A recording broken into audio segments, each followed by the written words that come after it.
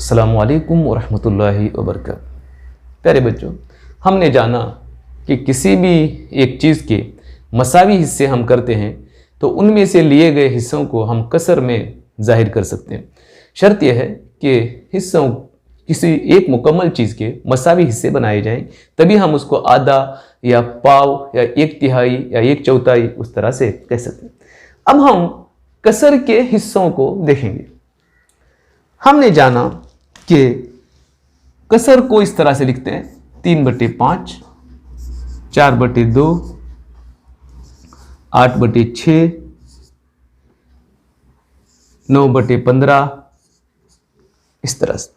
इसका मतलब ही हुआ कि एक चीज के मसावी 5 हिस्से बनाकर 3 लिए गए हैं, एक चीज के मसावी 2 हिस्से बनाकर ऐसे हमारे पास 4 हिस्से हैं, एक चीज के मसावी 6 हिस्से बनाए जाएं, ऐसे हमारे पास 8 टुकड़े हैं, एक चीज के 15 हिस्से बनाए गए हैं, ऐसे हमारे पास 9 हिस्से हैं।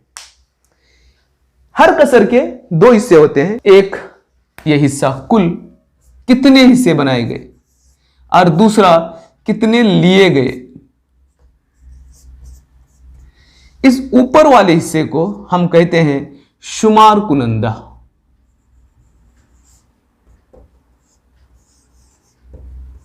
और नीचे वाले हिस्से को कहते हैं नस्ब नुमा। इनके अंग्रेजी में नाम आप जरूर याद रख लें, इसलिए कि आगे चलकर आपको अंग्रेजी में जब पढ़ना है तो इसकी सख्त जरूरत पड़ेगी। ये नस्ब नुमा को हम कहेंगे डिनोमिनेटर और शुमार कुनंदा को कहते हैं न्यूमरेटर। शुमार कुनंदा न्यूमरेटर और नस्ब नुमा डिनोमिनेटर। मैं चंद मिसालों के जरिए से आपको समझाने की कोशिश करता हूं। एक केक है, उसके 6 मसावी हिस्से किए गए हैं और उनमें से 2 हिस्से लिए गए।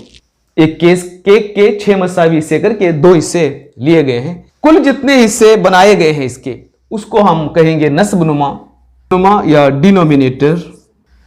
और ये जो 3 हिस्सों को 2 हिस्सों को हमने रंग किया है उसको कहेंगे शुमार कुनंदा या नोमिनेटर।